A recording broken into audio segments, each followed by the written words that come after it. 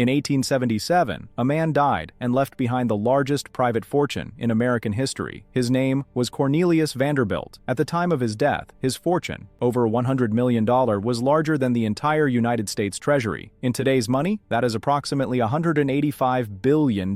He had started with nothing, a $100 loan from his mother, a small boat ferrying passengers across New York Harbor. He built it into a railroad and shipping empire that made him the most powerful man in the country. Before he died, he said this: "Any fool can make a fortune. It takes a man of brains to hold on to it." Here is what happened next. His son William doubled the fortune within a decade. Then the grandchildren arrived. They built mansions the size of palaces. One of them had 250 rooms. They threw parties that lasted days and cost millions. They bought European titles for their daughters by arranging marriages with foreign nobility. They competed with each other over who could spend more visibly. Within 30 years of Cornelius's death, not a single Vanderbilt was among the richest people in the United States. By 1973, the family held a reunion at Vanderbilt University, the institution Cornelius himself had funded. 120 descendants gathered. Not one of them was worth even $1 million. Anderson Cooper, the CNN anchor, is Cornelius Vanderbilt's sixth-generation descendant. His mother, Gloria Vanderbilt, told him clearly when he was young, there is no trust fund. When he went on Howard Stern's show in 2014, he said publicly, "My mom's fortune was gone. There was really nothing left." The math of what went wrong is almost painful to calculate. If the heirs had simply invested the fortune in a diversified portfolio and limited annual spending to just 2%, every single living Vanderbilt today would be worth over $5 billion. The Vanderbilts are not an anomaly. They are a pattern, and that pattern is repeating right now. Not just in wealthy families, but in households at every income level, in every country, in every generation. In this video, I'm going to show you the 5 principles that explain exactly why wealth is built, and why, without them, even the most extraordinary fortunes collapse. I will show you a different family that violated each principle, and I will show you exactly what to do differently. This is not motivation. This is structure. Let's begin. Before I give you the 5 principles, I need to dismantle a belief that is probably running quietly in the background of your financial life. Most people assume wealth is primarily an income problem. Work harder, earn more, and eventually the money accumulates. The Vanderbilts had more income than any family in American history. It did not save them. Studies show that 70% of families lose their wealth by the second generation, 90% by the third. This is not a coincidence. It is the predictable result of building wealth without understanding the principles that sustain it. What separates the families that keep wealth from the families that lose it in 1 generation or 10 are not market conditions or luck or tax strategy. It is 5 structural habits, applied consistently, passed down deliberately. 5 principles. Starting now. In 1324, the Emperor of Mali embarked on a pilgrimage to Mecca. His name was Mansa Musa. He traveled with 60,000 people and 12,000 slaves, each carrying 4 pounds of gold. He distributed gold so freely along the route that he caused a decade-long depression in Egypt, Medina, and Mecca by crashing the value of the metal. His empire was worth an estimated $400 billion in today's money, the richest individual in recorded history. Within 2 generations of his death, the empire had collapsed, and the fortune had disappeared, not because of war or famine, because of failed allocation, resources distributed without strategy, wealth scattered without structure. The first principle is understanding that your financial life is, at its core, a game of allocating scarce resources. Nobody has infinite money. Nobody has infinite time. The people who build lasting wealth are, above all, exceptional allocators of both. And the people who lose wealth, regardless of how much they start with, are poor allocators. The Italian mathematician Vilfredo Pareto discovered the mathematical truth behind this in the 1800s while studying land distribution in Italy. He found that 80% of the land was owned by 20% of the families, but he kept looking. Within that top 20%, the distribution held again. 20% of them owned 80% of that land, and again, within that group, until he arrived at the conclusion that less than 1% of the population controlled more than half of everything. Today, globally, the top 1% of households hold the same wealth as the remaining 99% combined. This is not injustice. This is mathematics. When resources are allocated strategically and allowed to compound, inequality of outcome is the inevitable result of the system working exactly as it should. Mansa. Musa failed the allocation test at a civilizational scale. He distributed resources for spectacle and religious devotion. Admirable goals, perhaps, but not ones that compound. Within 2 generations, nothing remained of the greatest fortune in human history. The allocation mindset requires 2 questions asked constantly. First, where is my money going? And is that direction producing results that grow over time? Second, where is my time going? And is that direction producing the results that only I can produce? Most people answer neither question. They let money drift toward lifestyle and let time drift toward urgency. Wealth requires intention, applied consistently over years. The practical exercise: take your last 3 months of bank statements, categorize every dollar, then ask, what percentage of my income went toward things that will be worth more in 5 years, and what percentage went toward things that will be worth nothing?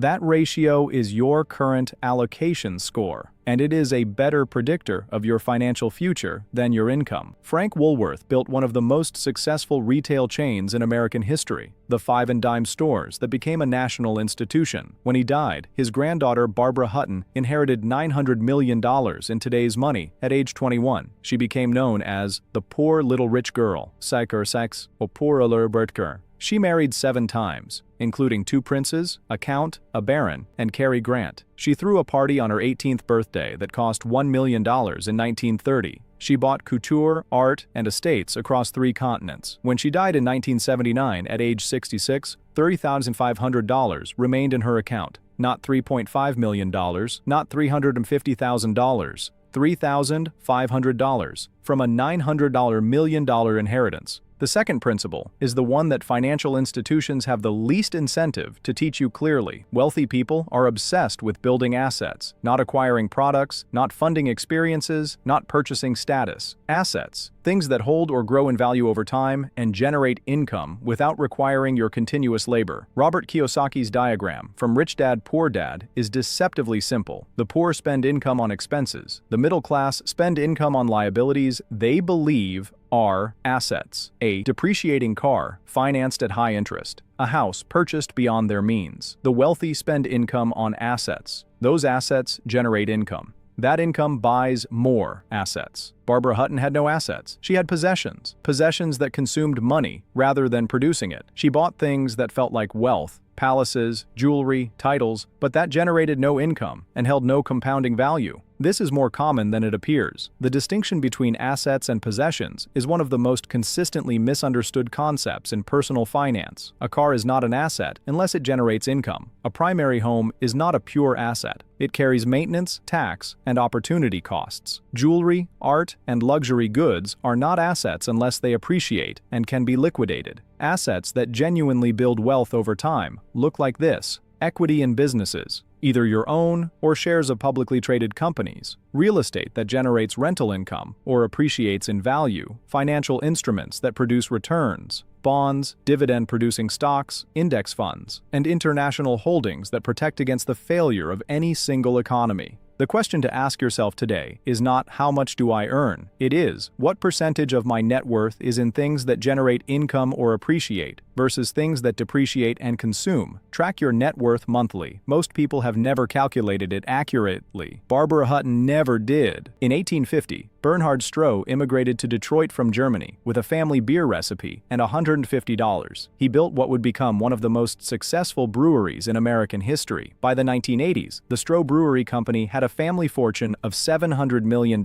approximately $9 billion in today's money, and was the 3rd largest brewery in America. They had one lever, a product. They had no technology leverage, no media leverage, no equity in other businesses. When Peter Stroh, the 4th generation, attempted to expand by acquiring a rival brewery, taking on massive debt with a single product business in a consolidating market, the lever broke. The debt crushed the company. By 2000, the $700 million was gone. The family had exactly one way to generate wealth, and when that one way failed, everything failed. The third principle is one of the least discussed and most structurally important frameworks in modern wealth creation. The ancient Greek mathematician Archimedes said, "Give me a lever long enough and a place to stand, and I will move the world." Naval Ravikant, one of the most rigorous modern thinkers on wealth building, applied the same principle to financial leverage and identified 4 types that explain how every significant modern fortune is constructed. The first lever is people, other humans working toward a shared outcome, employees, partners, contractors,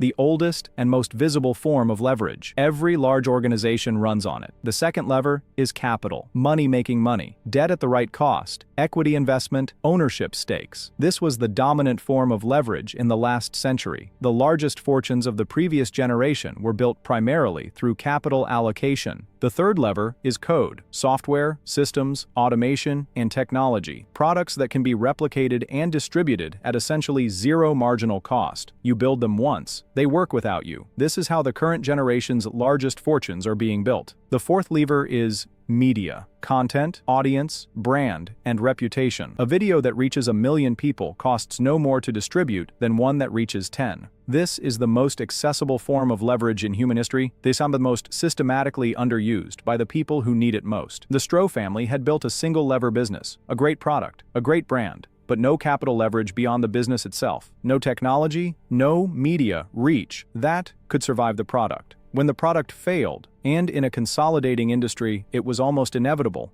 there was nothing underneath to catch the fall. The principle for you is not that you must use all 4 levers immediately. It is that wealth built on a single lever is inherently fragile. Every year, you should be asking, which lever am I currently ignoring that could multiply my results without multiplying my hours? The more levers you engage over time, the more resilient and compounding your wealth becomes. George Huntington, Hartford built A&P, America's first national grocery chain, into what the Wall Street Journal described as Walmart before Walmart. It was the largest retailer in America until 1965, when his grandson, Huntington Hartford II, inherited the fortune, $90 million, worth approximately $1.5 billion today. He was 11 years old. He grew up with servants. He never developed a relationship with time. He threw millions into a modeling agency that hemorrhaged money. A real estate deal in the Bahamas cost him over $30 million. 4 expensive divorces finished what the investments had started. He filed for bankruptcy in 1992. He lived out his final years in a modest rental in Brooklyn. The A&P empire, after 156 years, closed its last store in 2015, a $1.5 billion inheritance, gone in one lifetime, because its owner lived entirely in the present. The fourth principle is psychological, and it may be the most consequential of all 5. Economists call it time preference, and it explains not just why individuals fail financially, but why entire dynasties collapse across generations. Time preference describes the degree to which you discount the future relative to the present. High time preference. You want things now, and tomorrow feels abstract and distant. Low time preference. You are willing to defer a reward today for a significantly larger one in the future. Human beings are wired for high time preference. We evolved in environments where the future was genuinely uncertain, where resources consumed today were safer than resources deferred. The desire for immediate gratification is not a character flaw. It is a biological inheritance from an era when that instinct kept people alive. The problem is that it is catastrophically expensive in the modern economy, where the greatest returns come from the longest time horizons. In the 1960s, psychologist Walter Mischel at Stanford conducted what would become one of the most referenced experiments in behavioral science. Children were placed in a room with a single marshmallow and offered a simple proposition: do not eat the marshmallow before I return, and you will receive a second one. The researcher left. Some children ate immediately. Others distracted themselves, looked away, sang to themselves, covered their eyes, and waited. The researchers followed both groups for decades. The children who waited showed consistently stronger outcomes across every measured dimension: academic performance, career success, financial stability, even physical health. The principle is not that patience is easy. It is that the ability to extend your time horizon is one of the most practically valuable financial skills in existence, because compounding only works across time. The longer the horizon, the more dramatic the result. Huntington, Hartford had every resource in the world. He had no time horizon. Every decision he made was optimized for how it would feel in the next year, not what it would produce in the next decade. The modeling agency felt exciting. The Bahamas real estate felt like an adventure.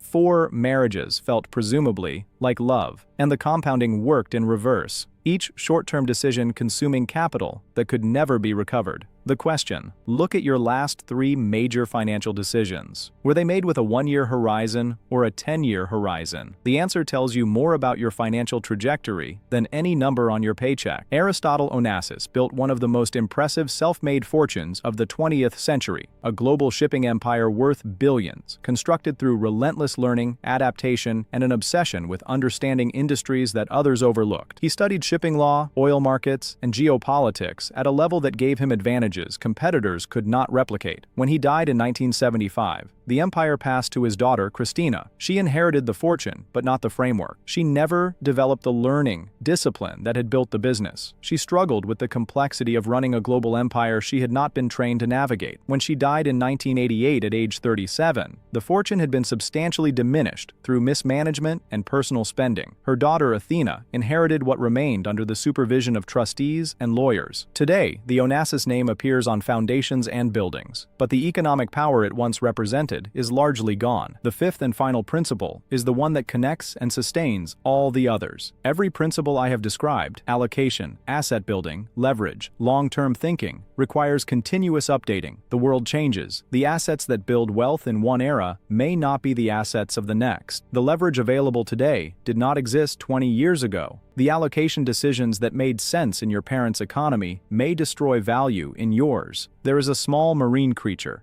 called the sea squirt. In its early life, it swims freely through the ocean, navigating toward the rock where it will permanently attach. The moment it finds its home and anchors, it digests its own brain, because navigation requires a brain. Staying in one place does not. Aristotle Onassis never stopped learning. He read shipping law when competitors were ignoring it. He studied oil markets when the industry was nascent. He negotiated deals in countries that other businessmen had not yet considered relevant. His competitive advantage was not capital or connections. It was continuously updated knowledge that allowed him to see opportunities others could not. Christina inherited the capital. She did not inherit the learning discipline. And without the discipline that had built the business, she could not maintain it. Warren Buffett spends the majority of his working day reading. Charlie Munger worked and studied until the final years of his remarkably long life. This is not a coincidence. It is the discipline that underlies every other discipline in wealth building. The specific knowledge that builds financial resilience combines 3 things: literacy about how capital actually works, compound interest, equity valuation, debt mechanics, deep understanding of whatever field you operate in, at a level that separates you from people doing the same work, and the communication skills to translate that knowledge into value others will pay for. No university grants a degree in this combination. You construct it deliberately, over years, by treating learning as a capital allocation, not a leisure activity, not something you do when you have time, something you do because the alternative is digesting your own brain. The Vanderbilts never passed down the principles. Cornelius never taught his children how he had built the fortune. He left them money. The money lasted 1 generation. The principles, had they been transmitted, would have lasted indefinitely. Let's bring this together. 5 families, 5 fortunes, 5 different ways to lose everything. Musa, the richest man in recorded history, lost $400 billion in 2 generations because his heirs could not allocate resources strategically. Barbara Hutton inherited $900 million and died with $3,500 because she built a life of possessions instead of assets. The Stroh family built a $700 million brewery empire on a single lever, and when that lever broke, there was nothing underneath. Huntington, Hartford, inherited $1.5 billion and lived his final years in a Brooklyn rental because every decision he made was optimized for the next year, never the next decade. And Aristotle Onassis built one of the greatest fortunes of the 20th century, but could not transmit the learning discipline that had created it. His daughter inherited the capital and lost the empire. 5 principles: the allocation mindset, the asset obsession, the 4 levers, the time horizon problem, and the continuous learning premium. You do not need a generational fortune to apply them. You need a decision, made today, not someday, to start operating by them. The question is never where you start. It is what you build the habit of doing, consistently, patiently, structurally, over the years ahead. One final number. Studies show that 70% of families lose their wealth by the second generation, 90% by the third. That is not a market statistic. That is a principles statistic, and it changes the moment the principles are understood and applied. Wealth is not a destination. It is a direction you commit to lead. If this made you think, send it to someone who needs to hear it. I'll see you in the next one.